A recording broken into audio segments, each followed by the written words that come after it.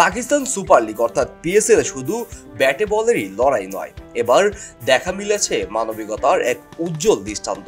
PSL এর দল মুলতান সুলতান ফিলিস্তিনের জন্য শুরু করেছে এক ব্যতিক্রম তহবিল কার্যক্রম। দলটির মালিক আলী খান তারিন ঘোষণা দিয়েছেন, মুলতানের ব্যাটসম্যানরা প্রতিবার ছক্কা মারলে এবং বলাররা প্রতিবার উইকেট নিলেই ফিলিস্তিনিদের জন্য সহায়তার তহবিলে যুক্ত হবে 1 লক্ষ পাকিস্তানি রুপি। মূলত যুদ্ধ বিধ্বস্ত গাজার শিশুদের জন্য এই অর্থ ব্যয় করা হবে।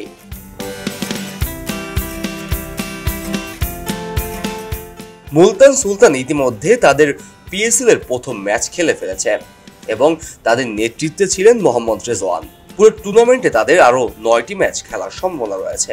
প্রথম ম্যাচ শেষে ফিলিস্তিনের জন্য তহবিল জমা হয়েছে 15 লক্ষ রুপি। আলী খান তারিন বলেন, ক্রিকেট শুধু খেলা নয়, এটি একটি প্ল্যাটফর্ম। এবার আমরা সেই প্ল্যাটফর্ম ব্যবহার করে ফিলিস্তিনিদের শিশুদের পাশে দাঁড়াতে যাচ্ছি। প্রতিটি ছক্কা ও উইকেটের সঙ্গে যুক্ত হবে একটি শিশুর মুখের হাসি।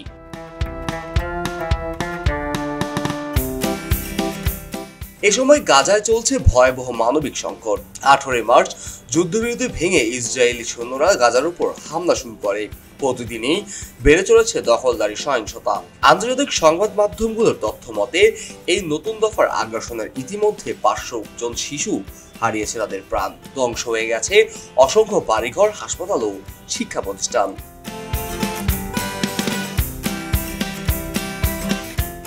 বিশ্বজুড়ে ফিলিস্তিনের জন্য সংহতি প্রকাশের ঢল নেমেছে। বাংলাদেশও তার ব্যতিক্রম নয়। ঢাকা সহ দেশের নানা প্রান্তে ফিলিস্তিনিদের পক্ষে অনুষ্ঠিত হয়েছে মানববন্ধন, বিক্ষোভ এবং সমাবেশও। গতকাল ঢাকায় মার্চ ফর গাজা কর্মসূচিতে অংশগ্রহণ করেন 1 লাখের বেশি মানুষ। মুলতান সুলতানের পরবর্তী ম্যাচ 16 এপ্রিল, যা ইসলামাবাদ ইউনাইটেডের বিপক্ষে। এই ম্যাচে মাঠে প্রতিটি ছক্কা বা উইকেট হয়তো গড়বে আরো সহায়তার হাত। কাজী মোহাম্মদ আরাফাত, কে স্পোর্টস, খবরের কাগজ।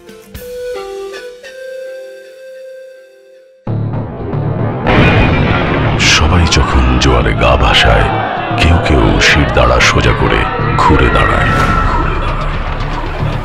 সময় যেখানে প্রতিনিয়ত হার মেনে নিতে শেখায়, কেউ কেউ চ্যালেঞ্জ ছুড়ে দেয়।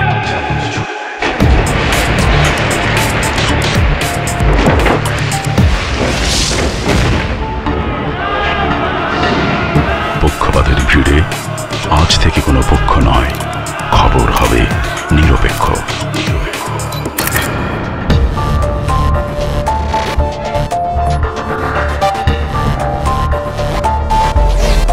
বানোয়াট তথ্যবাদ, খবর হবে নিখাত।